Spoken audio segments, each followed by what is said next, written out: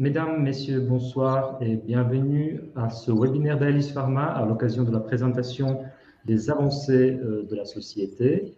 Nous avons le plaisir d'avoir avec nous M. Pier Vincenzo Piazza, directeur général, Mme Stéphanie Monlezin, directrice des opérations, et le professeur Raphaël de la Torre-Fornel, investigateur à l'Institut de recherche médicale de l'hôpital Del Mar à Barcelone. Avant de laisser la parole à l'équipe, je vous informe que vous avez la possibilité de poser vos questions par écrit grâce au système de questions-réponses qui se trouve en bas de votre écran. Il y sera répondu à la fin de cette présentation. Je laisse à présent la parole à M. Pier Vincenzo Piazza. Je vous en prie. Merci, merci Dusan. Donc, bonsoir à tous. Et merci de prendre le temps de participer à cette point d'étape d'Alice Pharma. Après comme d'habitude, voilà. Donc, je vais projeter les disclaimers habituels pour passer après à vous. Dusan l'a déjà fait, mais rapidement la présentation des intervenants. Donc, il y a moi, Pierre Piazza. Je suis le directeur général de la société, j'ai une double formation de scientifique entrepreneur.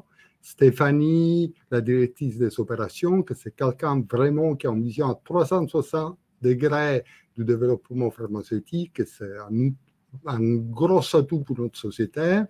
Et j'ai le plaisir d'avoir Raphaël de la Torre, qui est sûrement un des plus gros experts européens de la trisomie 21, et aussi l'investigateur principal du développement clinique avec la F217, que donc nous développons pour traiter les déficits cognitifs de la trisomie 21.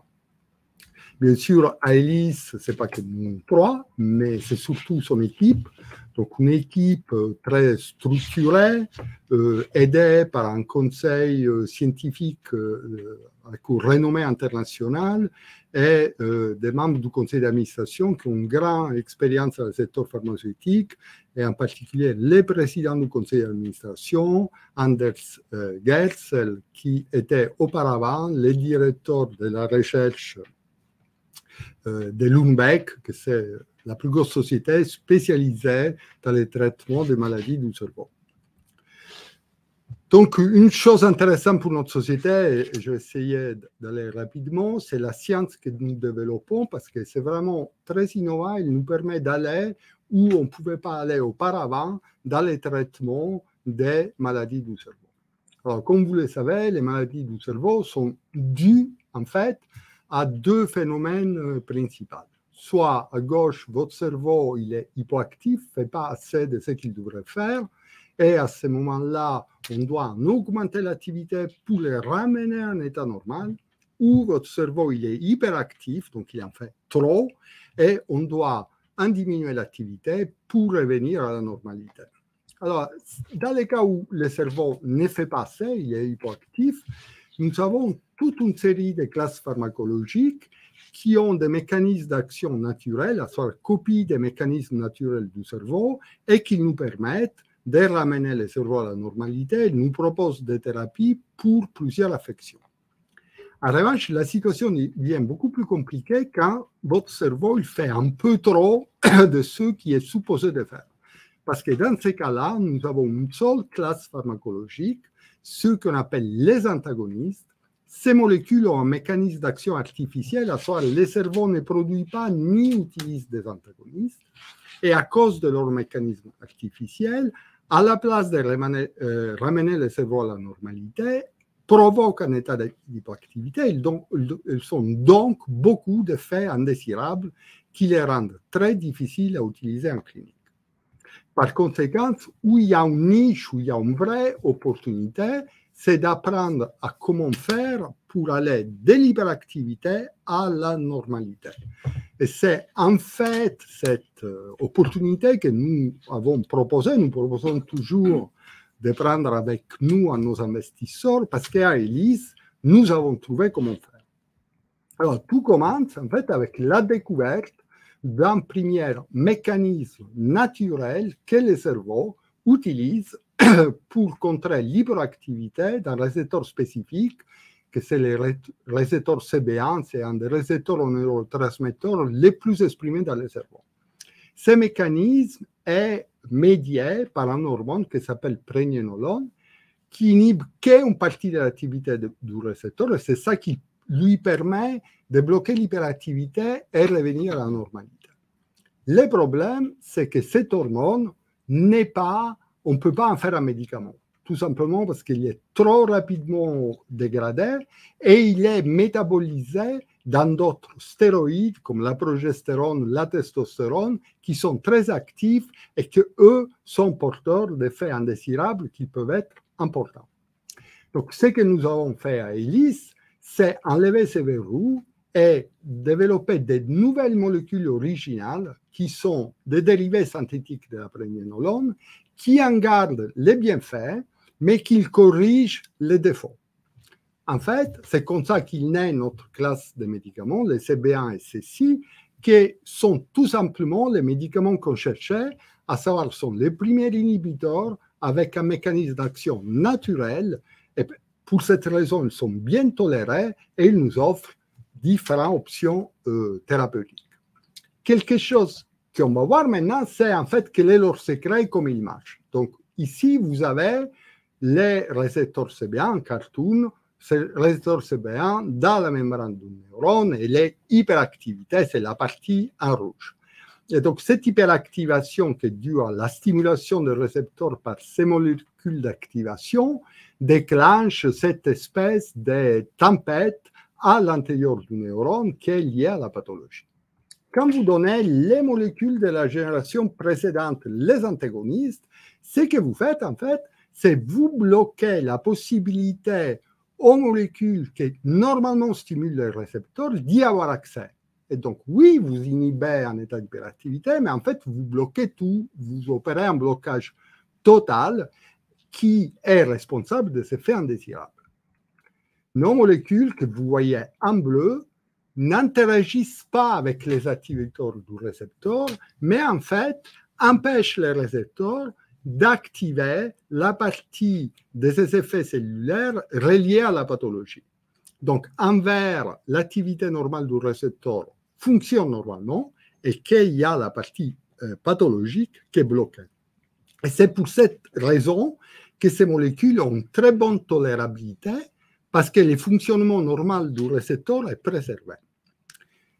L'intérêt n'est pas seulement ce mécanisme d'action unique, parce qu'il n'y a aucune autre molécule en développement aujourd'hui avec ce mécanisme d'action, mais la cible, ces récepteurs CB1, comme je vous disais auparavant, c'est un des récepteurs les plus exprimés dans le cerveau qui est impliqué dans un nombre de fonctions physiologiques énormes. Et donc, quand il est dérégulé, il est aussi impliqué dans un nombre très important de maladies. Et donc, il offre des opportunités très larges de développement.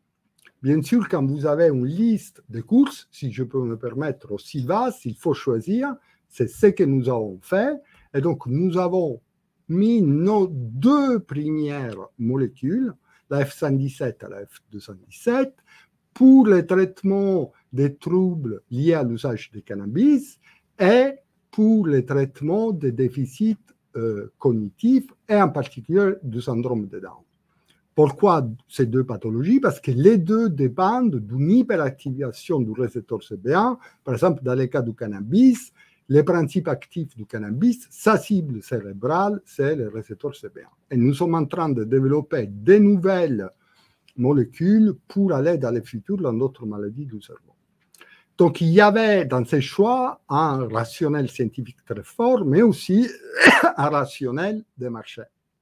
En fait, nous pensons, et nous ne sommes pas les seuls à le penser, que les maladies liées à l'utilisation excessive de cannabis sont vraiment, probablement, la prochaine épidémie. D'abord, ils sont très bien répertoriés dans les manuels diagnostiques psychiatriques. Il y en a deux.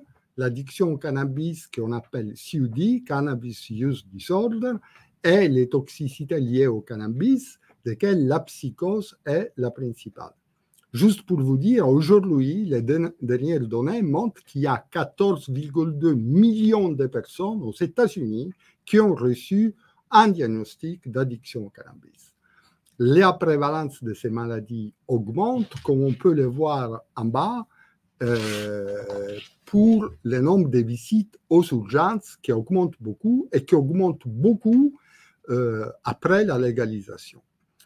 Les effets néfastes d'une prise excessive de cannabis sont de mieux en mieux connus. Ils concernent à la fois une diminution de l'adaptation sociale du sujet, mais aussi des dommages à l'activité du cerveau qu'ils peuvent amener jusqu'à perdre à peu près 10 points de QI. Et aujourd'hui, on connaît aussi les modifications négatives dans la structure du cerveau qui sont associées à ces pertes fonctionnelles. Donc vraiment, le cannabis pris de façon excessive, c'est une drogue qui a beaucoup d'effets négatifs. C'est probablement pour ça que nous sommes arrivés à faire en 2021 un accord d'option de licence avec le numéro 1 mondial de traitement de l'addiction, Indivior, que c'est quelque chose de très intéressant. Nous a permis de recevoir déjà 30 millions de versements de l'option. Si Indivior, après la prochaine phase clinique, décide d'exercer l'option, devra payer 100 millions pour l'acquisition de la licence et prendre en charge tous les frais de développement successifs, chose qui devrait arriver vers 2024. Il y a après 340 millions de paiements pour des franchissements d'étapes, de développement réglementaire et commercial et des redevances sur les ventes nettes entre 12 et 20%. Donc, un deal économiquement intéressant, mais aussi mettre ensemble deux équipes, la leur et la nôtre, qui sont extrêmement complémentaires et qui sont, je pense, une clé du succès de ces projets. Alors, dans le monde scientifique, presque tout le monde sait que les effets du cannabis sont dus au récepteur CB1.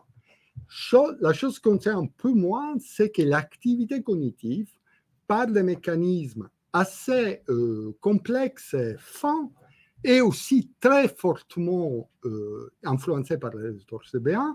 Et ça, l'activité cognitive normale, mais aussi une hyperactivité de ces récepteurs est impliquée dans plusieurs pathologies de la cognition.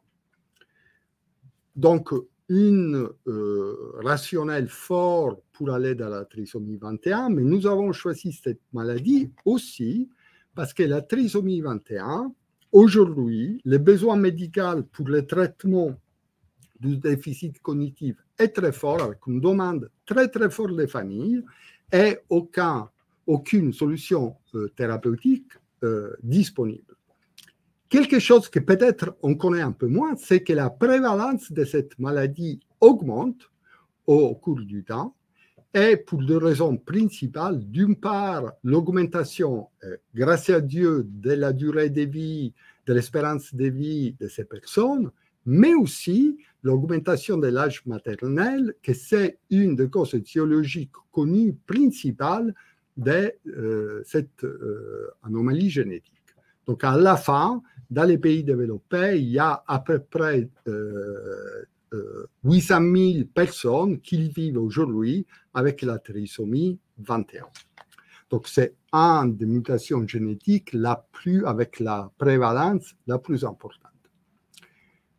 Voilà, donc je vous ai fait un résumé pour vous expliquer pourquoi on fait ce que nous sommes en train de faire.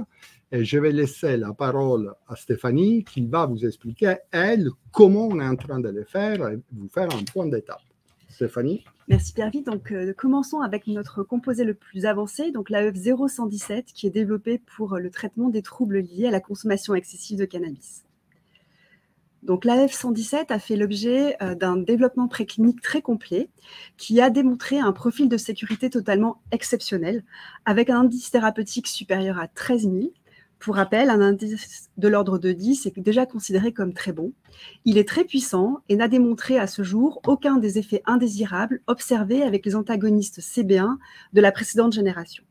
Et donc, ce sont toutes ces données favorables qui lui ont permis d'obtenir un IND auprès de la FDA, mais aussi une subvention significative de l'Institut de la santé américaine, donc le NIH, qui a participé au financement d'une phase 1, des études de phase 1 chez les volontaires sains et d'une étude 2A chez les toxicomanes au cannabis.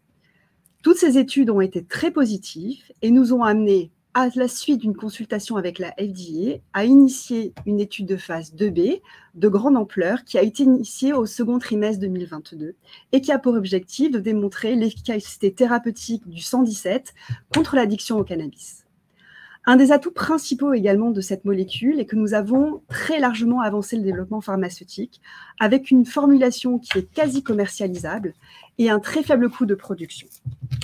Donc, l'étude de phase 2B, qui est en cours actuellement, va inclure 330 patients dépendants au cannabis qui seront traités pendant 3 mois et répartis sur 10 centres cliniques.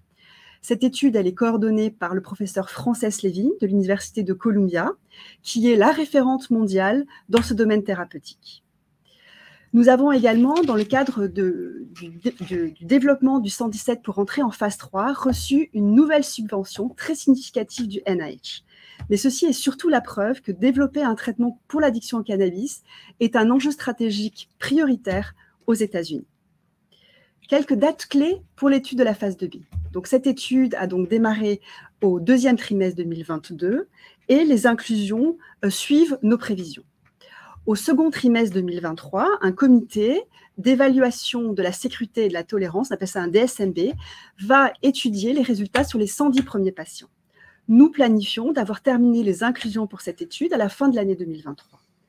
Au second trimestre 2024, nous aurons les résultats clés qui permettront alors à Indivior d'exercer l'option de licence et de démarrer les études de phase 3, à savoir les dernières études avant la mise sur le marché. Pour accélérer cette rentrée en phase 3 et la commercialisation du 117, nous réalisons actuellement un large volume d'activités complémentaires, toujours en partenariat avec Indivior, qui vise à poursuivre la caractérisation du métabolisme et du profil de toxicité du produit, également à suivre et à améliorer le développement pharmaceutique pour avoir un produit commercialisable, et également à réaliser des études cliniques amenant des paramètres de pharmacocinétique complémentaires. À noter que toutes ces études sont déjà en cours et seront terminées avant la fin de la phase 2B. Passons maintenant à notre second composé, donc la F0217, qui lui est spécifiquement développé pour les déficits cognitifs. Il a fait également l'objet d'un programme préclinique et a démontré un profil de sécurité avec un indice thérapeutique très favorable et très fort. Il a été capable de réverser différents déficits cognitifs dans plusieurs modèles animaux et n'a démontré à ce jour aucun effet indésirable qu'on avait observé avec les antagonistes CB1 de la précédente génération. Et c'est donc ces paramètres très favorables qui lui ont permis d'obtenir l'autorisation d'administration à l'homme. Nous avons déjà finalisé le package de phase 1 chez les volontaires sains, des études de sécurité et de pharmacocinétique. La première étude chez les personnes porteuses de trisomie 21 est en cours de préparation et nous planifions de démarrer une étude de phase 2B fin 2023, étude visant à démontrer l'efficacité thérapeutique dans la réversion des déficits cognitifs. Comme pour le 117, le 217 a également fait l'objet d'un développement pharmaceutique très avancé. C'est un véritable atout pour le produit. Il s'agit notamment d'avoir déjà à ce jour un prototype de formulation quasi commercialisable. Il s'agit d'une formulation qui est buvable et qui a été spécifiquement développée pour les personnes porteuses de trisomie 21 car elles ont des difficultés à avaler et cela dérisque très grandement le projet. Donc ce programme de développement du 217 s'inscrit dans le projet iCode. Ce projet iCode a reçu une subvention de 6 millions d'euros venant du programme H2020 de la Communauté européenne. Ce projet iCode est coordonné donc, par le professeur Raphaël de la Torre, qui est l'expert européen des études cliniques avec la trisomie 21, et j'ai le plaisir de lui passer la parole. Merci Stéphanie. Là, je vous présenterai très brièvement où est-ce que l'on est pour les études cliniques sur la AF217. On a commencé nos études en faisant des études observationnelles chez les sujets trisomiques surtout pour se familiariser sur certains protocoles qu'on voulait introduire dans nos études d'intervention avec la F217 et tout en particulier avec le premier critère de jugement d'efficacité du produit, qui est une batterie de tests cognitifs qui a été développée par les instituts de la santé des États-Unis, qui s'appelle NIH Toolbox. Une fois on a fini avec ces études observationnelles, on a passé à faire les études qui s'appellent en phase 1, qui sont requises par les autorités régulatrices, qui se font dans les volontaires sains. Et il y a trois types d'études qui doivent se faire, des études à dose unique et multiples croissantes, et puis on étude l'effet de l'alimentation sur l'absorption du produit pour décider un peu quand est-ce qu'il faut administrer notre médicament. En tout, il y a eu 68 personnes qui ont participé à ces études-là. Ce qui est intéressant des études en phase 1, c'est qu'on est arrivé à tester des doses qui sont 30 fois plus élevées que celles qu'on espère qu'on va utiliser dans la thérapeutique. Et globalement, le produit s'est démontré extrêmement, avec une très grande sécurité, tolérabilité et avec un très bon profil pharmacocinétique. En fait, les études qu'on a faites en phase 1 n'ont pas démontré aucun effet secondaire sérieux ou sévère. Seulement, il y a eu 13 effets secondaires reliés au produit diarrhée d'intensité faible. Aucune modification n'était biologique des électrocardiogrammes ou bien des signes vitaux. Pas de différence dans les tests psychométriques qui pourraient être affectés, disons, par des molécules comme telles celles qu'on est en train de tester, comme par exemple la dépression, l'anxiété, la psychose et la tendance suicidaire. Et finalement, le profil pharmacocinétique qui est très intéressant, surtout parce qu'il est linéaire par rapport à des doses croissantes. La demi-vie qui est longue et une absorption qui est très bonne et qui est modifiée par la prise de nourriture. Le profil global, disons, de la molécule et point de vue comme vous avez vu, point de vue de sécurité pharmacocinétique est très intéressant, et tout particulièrement pour les familles avec syndrome de Down qui se soucient beaucoup de potentiels effets secondaires. On va les rassurer qu'on n'espère pas de tels effets secondaires dans les études cliniques. Ce profil de sécurité nous a permis de penser à commencer nos études maintenant, non seulement sur les personnes et les volontaires sains, mais les personnes avec la trisomie 21. Une première étude en cours qui est déjà passée par les autorités de santé, c'est une étude monocentrique qui va se développer à Barcelone, où on va comparer une dose du produit F217 versus le placebo. C'est une intervention d'28 jours avec 14 jours de suivi.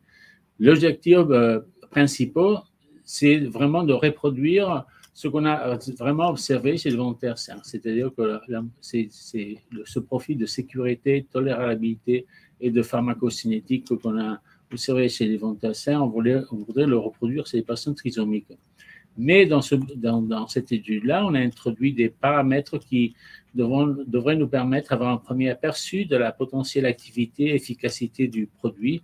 Et notamment, on a introduit ce que vous avez expliqué auparavant, c'est-à-dire la variable, disons, ou le critère principal d'efficacité du produit, l'NIH Toolbox, ainsi que certains marqueurs d'électroencéphalographie qui devraient nous indiquer si l'hyperactivité du CB1 est modifiée par la F217. Une fois conclue cette étude, on devrait commencer peut-être probablement à la fin de l'année avec une étude multicentrique qui est une étude en phase 2 qui clairement vise à démontrer l'efficacité du produit pour améliorer les fonctions cognitives des personnes avec le syndrome de Down. C'est une étude où ils vont participer 5 sites cliniques. En fait, c'est des partenaires de l'étude ICOT, desquels avant Stéphanie a fait référence à ce projet européen. Il y a deux centres en France, 2 en Espagne, 1 en Italie. Et il y aura 130 sujets qui vont tester 3 doses de la F217 par rapport au placebo, avec une intervention qui devrait durer 90 jours, puis une suivi de quelques semaines une fois le traitement est arrêté.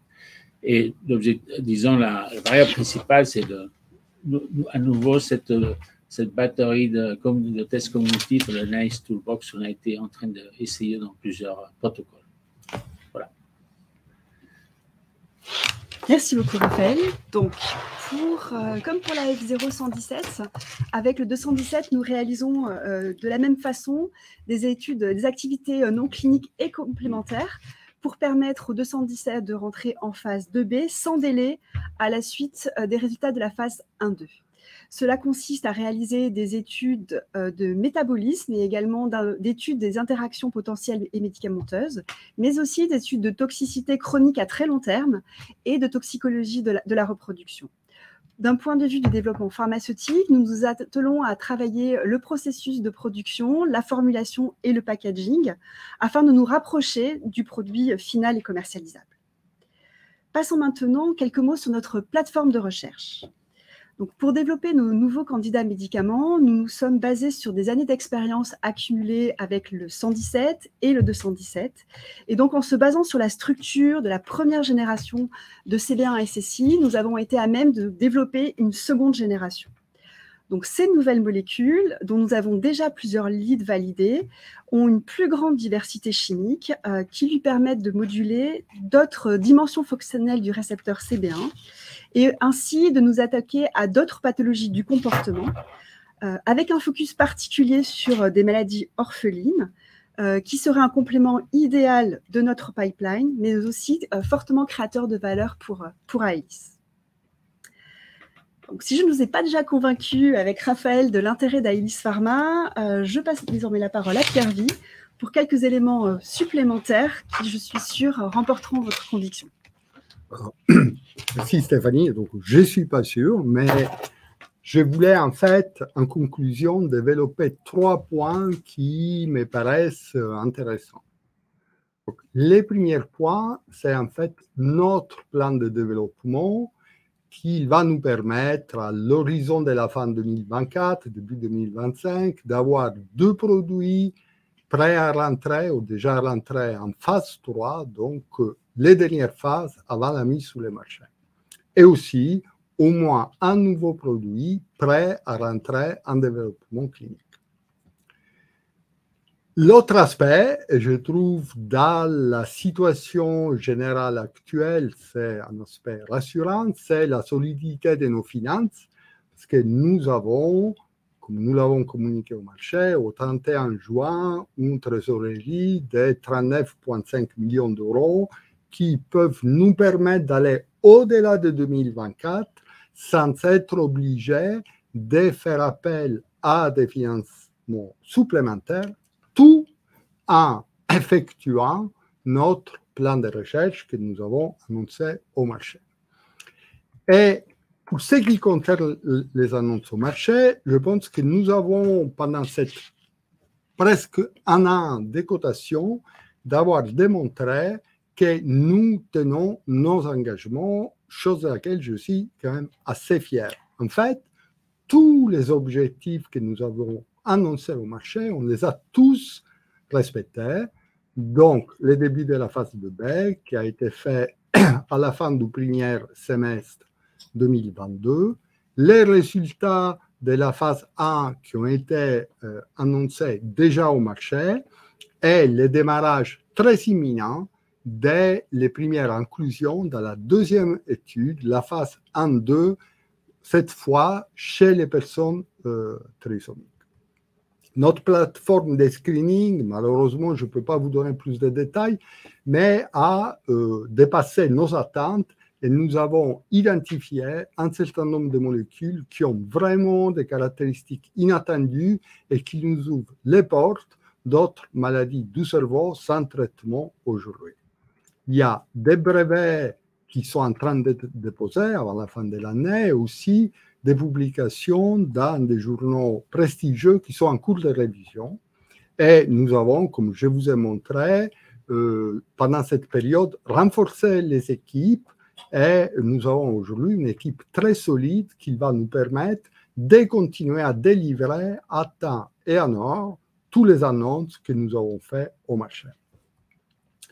Donc, pour conclure, c'est quoi ELIS? C'est une nouvelle classe de médicaments, vraiment une nouvelle génération de médicaments pour le cerveau. Ça fait des années qu'on ne découvre pas un nouveau mécanisme qui nous permet d'agir sur le cerveau. Et cette innovation est déjà validée par la collaboration avec un partenaire industriel expert, Indivior. Deux candidats médicaments en phase clinique avec un potentiel, les deux de blockbuster, et une plateforme technologique exclusive qui, comme je vous le disais, a la capacité de générer de nouveaux médicaments. En conclusion, de nombreuses étapes créatrices de valeur à court terme qui font de notre société une société digne, je pense, d'attention et surtout de confiance. Et sous ça, surtout sur la confiance, j'aimerais m'arrêter, vous remercier et répondre à vos questions si vous en avez. Merci beaucoup. Merci beaucoup pour cette présentation. Alors, je rappelle aux participants connectés qu'ils peuvent poser des questions via le système de chat. Et on a déjà une première question, deux premières questions venant d'un participant. La première, donc, quelle est la prochaine échéance majeure avec AEF 0117 et est-ce qu'elle déclenche un paiement d'étape d'Indivior? Alors, donc, excusez-moi. Je pense que la prochaine étape significative, c'est le DSMB qui va nous confirmer la sécurité de ces médicaments chez une population large de toxicomanes au cannabis. La phase 2A, qui a été faite chez des toxicomanes au cannabis qui avaient des caractéristiques similaires, a montré une très bonne sécurité du médicament aussi dans cette population. Mais c'est bien de les confirmer et d'avoir le feu vert pour poursuivre l'étude par un comité indépendant.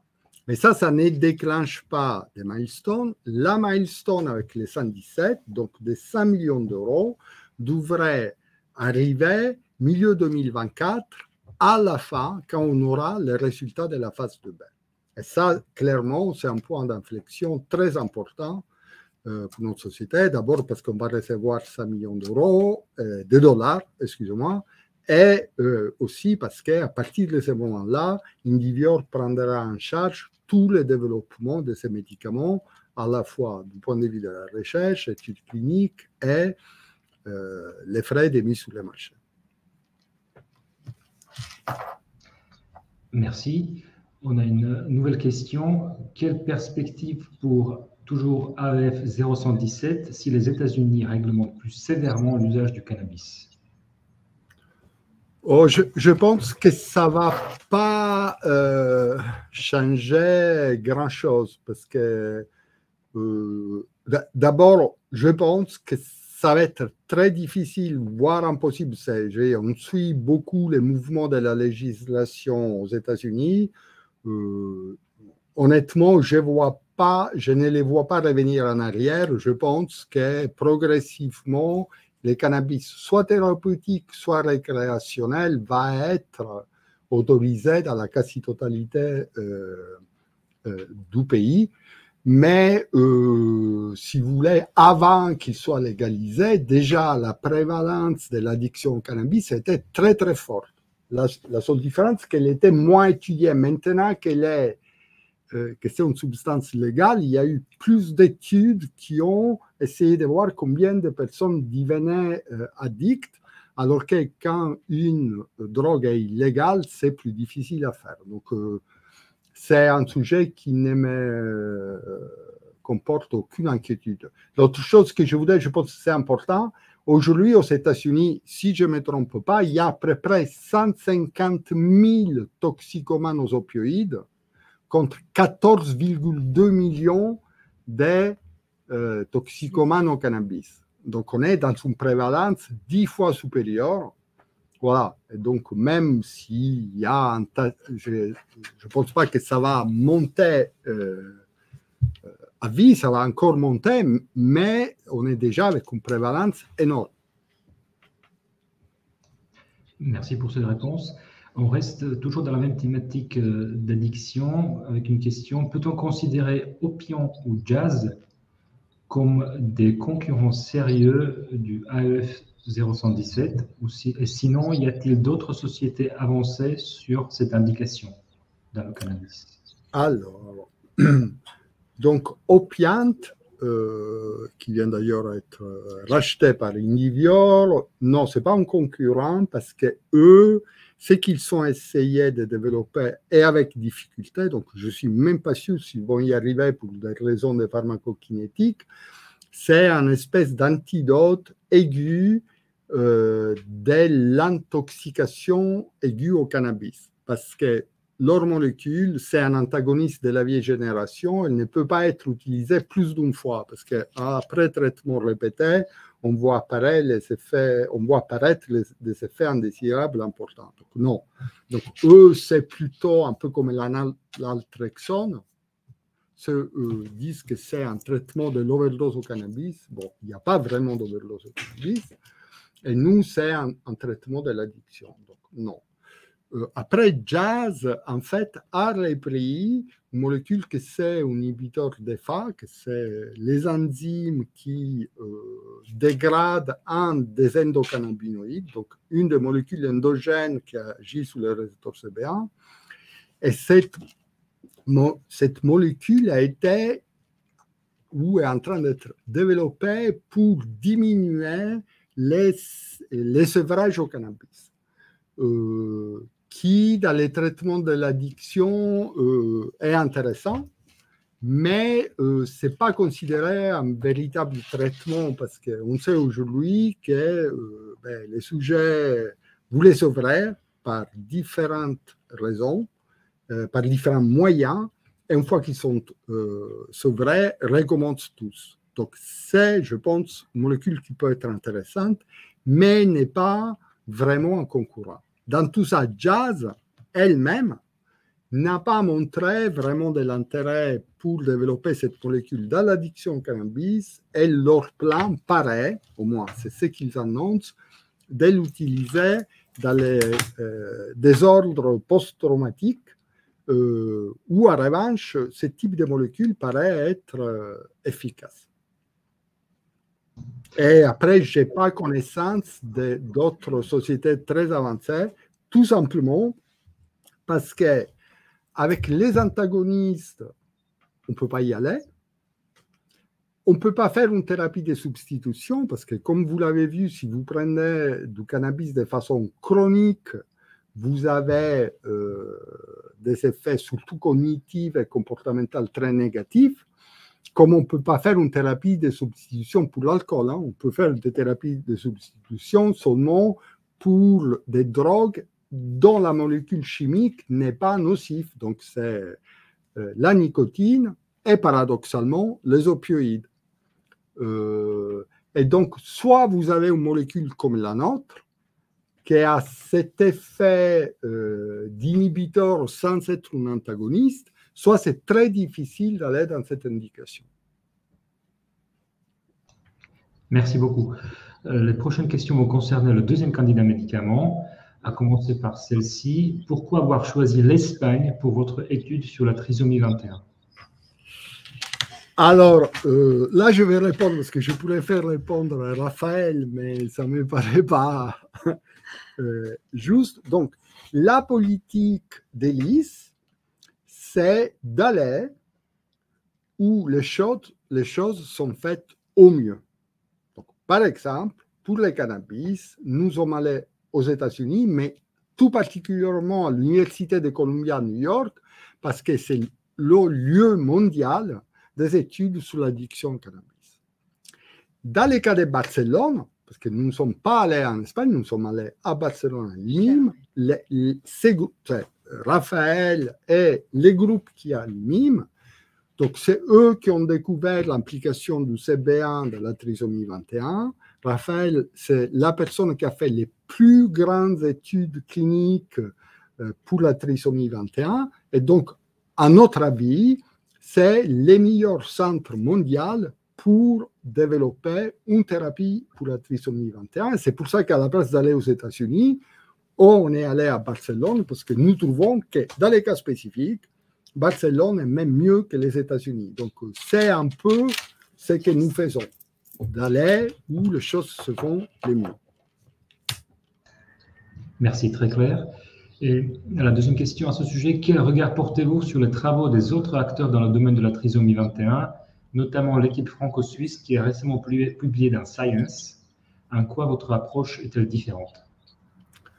Alors, moi, je vais répondre en partie. Après, peut-être, je vais laisser Raphaël répondre aussi. Eux, ils ont fait un traitement hormonal qui est sûrement intéressant, mais on ne connaît pas trop quelle est la durée de cet effet.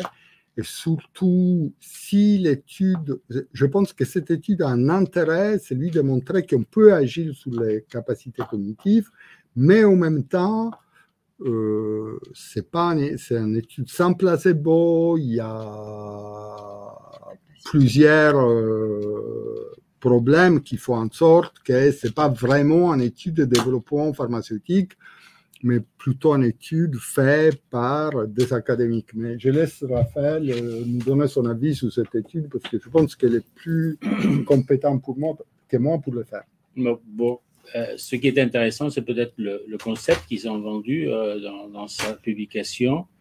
Le problème, c'est que chez l'homme, ils n'ont rien démontré parce qu'en fait, il y avait très peu de sujets et il n'y avait pas une étude contre placebo.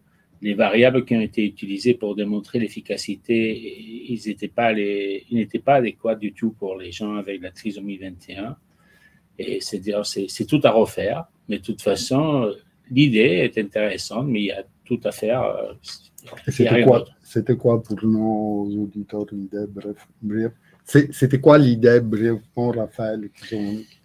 L'idée, c'était que d'une certaine façon, certaines hormones qui sont liées en particulier les gonadolibérines, à un certain moment du développement du cerveau, ont un intérêt pour corriger certains aspects cognitifs dans des pathologies, disons, du neurodéveloppement. Voilà.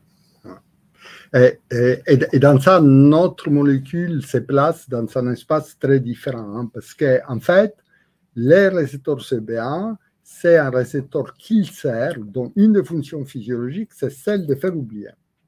Alors, ça peut paraître bizarre, parce que normalement, on est tous, surtout aujourd'hui, concentrés avec l'idée qu'il faut se souvenir, il faut se souvenir, il faut se souvenir. Mais il faut savoir que si vous n'êtes pas capable d'oublier, vous avez une pathologie aussi grave que les pathologies qui vous font perdre la mémoire. Et donc, le cerveau doit savoir faire les deux. Et le CB1 est un des chefs du système qu'il sert à oublier. Et donc, en fait, notre approche, c'est à la place que stimuler la cognition, c'est d'inhiber les systèmes qui s'opposent à une cognition effective. Et c'est peut-être pour ça que ces médicaments paraissent avoir un spectre d'indications très intéressant. Et l'autre aspect, c'est qu'aujourd'hui, à notre connaissance, c'est une approche dans le traitement des processus cognitifs qui n'a pas été explorée. Merci pour ce complément de réponse. La prochaine question, vous n'évoquez jamais l'état de votre propriété intellectuelle, brevet déposé ou accordé, et dans quel pays y en a-t-il? Alors, on ne l'évoque jamais, je crois, pour qu'on appelle excès de confiance, parce qu'on a une très bonne propriété intellectuelle. Donc, notre stratégie, c'est celui de déposer d'abord ce qu'on appelle un brevet des matières qui protège les structures. Donc, nous avons un brevet pour 117 et un autre pour le 217, avec des molécules apparentées. Et après, déposer aussi des brevets d'application qui protègent de façon spécifique et très solide les maladies dans lesquelles on a décidé d'aller. Donc, on en a un pour le 117 pour les addictions, en particulier l'addiction au cannabis, et un autre pour le 217 pour le déficit cognitif. Les brevets des matières sont été, donc je ne peux pas vous répondre dans quel pays parce que nous avons, même si on est une biotech, on a une approche à l'IP, à la propriété intellectuelle, que c'est un peu celle d'une pharma, dans le sens que nous protégeons de façon très large.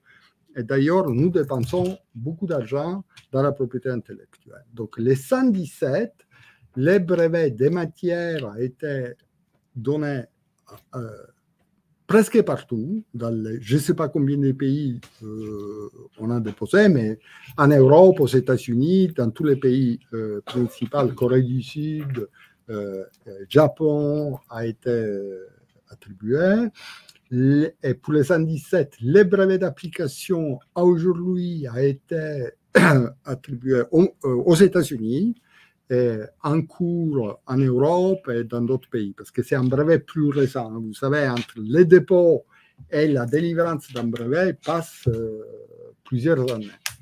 Les 217, on est à peu près dans la même situation, avec un brevet de matière qui est délivré dans un très grand nombre de pays et un brevet d'application qui est en cours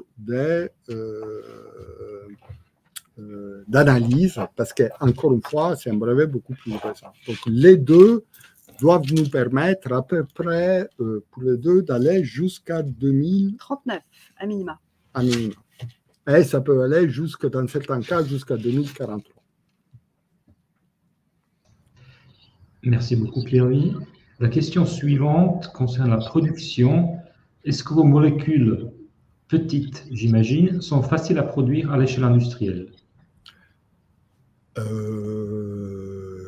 La réponse est oui, parce que c'est un des critères qu'on utilise pour sélectionner nos candidats médicaments. Ça fait partie des secrets de la pipeline d'Elise, c'est de sélectionner sous la base des critères de production, de formulation, de pharmacokinétique et de toxicité avant de faire l'efficacité, alors que l'industrie fait l'inverse normalement. Et donc, oui, parce qu'il y a un très petit nombre d'étapes de synthèse. Oui, parce que nous avons déjà mis au point la production industrielle. La production industrielle, c'est quelque chose que vous mettez au point et après, vous faites des ajustements tout le long du processus jusqu'à la mise sur le marché. Mais oui, coût de production très faible pour les deux, facile, un nombre d'étapes de synthèse très court et des formulations qui sont aussi maîtrisées. Donc là, il n'y a aucun problème. Stéphanie, je ne sais pas si tu veux rajouter quelque chose. Il n'y a rien à rajouter, et ce sont des coûts de production qui sont faibles, et on a déjà démarré, et nous travaillons déjà avec des CDMO qui sont tant en Europe qu'aux États-Unis, donc on est en capacité de produire commercialement des deux côtés, voilà. Sans aucun souci. Merci Stéphanie. On a aussi un certain nombre de questions financières, dont la première concerne le cours de bourse et son évolution depuis l'IPO. Comment l'expliquez-vous?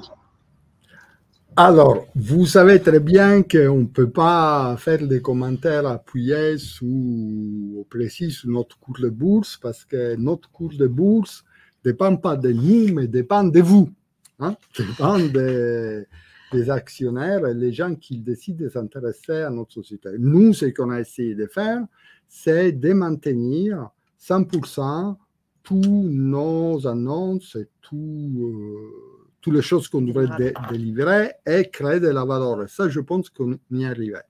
C'est probablement pour ça qu'au dépit d'une situation générale macroéconomique qui est assez défavorable pour les biotech, notre cours, il se porte mieux que d'autres sociétés comparables. Mais nous espérons bien, progressivement, de convaincre de plus en plus les investisseurs et les actionnaires individuels que nous faisons ce que nous disons que nous allons faire. Je pense que là, pour l'instant, on a fait un parcours sans faute et que donc, malgré la situation un peu anxiogène, Elis, c'est une société à laquelle on peut faire confiance. Qui est stable financièrement en même temps. Et l'autre aspect que je pense, je répète, c'est très différenciant, c'est que notre position de cash nous permet d'atteindre le retournement du cycle économique sans avoir besoin de faire appel au marché, que c'est aussi un élément qui est susceptible de rassurer les marchés. En tout cas, ça nous rassure, nous, beaucoup, parce que moi, je ne voudrais pas être dans la position de beaucoup de collègues qui seront obligés de lever des fonds en 2023 dans la situation d'incertitude qu'on connaît. Merci. C'était en quelque sorte une réponse partielle à la question suivante, qui était justement quel était le niveau de trésorerie et jusqu'où celui-là permettait-il d'aller en termes d'années? Sûrement au-delà de 2024. Bien au-delà de 2024. Merci, très clair. À ce stade, on n'a pas d'autres questions. Donc, je rappelle aux participants qu'ils peuvent poser des questions s'ils le souhaitent via le système de chat pour que l'équipe puisse y répondre.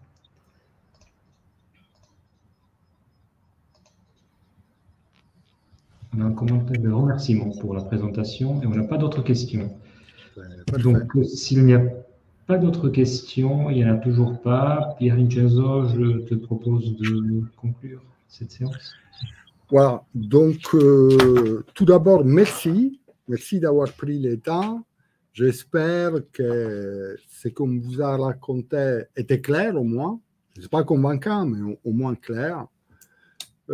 Si je dois conclure, pendant les roadshows avant de l'IPO, que c'est quelque chose qui nous a apporté beaucoup, nous a beaucoup fait grandir, j'ai beaucoup insisté sur le fait que au-delà de l'intérêt de notre science, au-delà de l'intérêt des indications dans lesquelles on va, Elis, c'est une société pas très grande, mais qui a tout d'une grande, parce que c'est une société solide, qui a un horizon à long terme et qui délivre ce qu'il promet. Et je pense que ça, c'est vraiment une caractéristique de notre société et j'espère que nos actionnaires pourront nous faire confiance et vous avez mon assurance que si à un moment donné, on voit que les choses, on a un retard significatif ou qu'on n'arrive pas à délivrer, ben, vous serez les premiers à être informés parce que aussi, nous sommes une société très transparente. C'est peut-être pas beaucoup, mais c'est que nous sommes à Elis. Donc, encore une fois, merci et j'espère que nous allons nous revoir bientôt ou nous parler bientôt pour refaire un point sur nos avancements. Merci à tous. Merci à tous. Et merci à Raphaël d'être venu et à Stéphanie d'être toujours aussi brillante que d'habitude.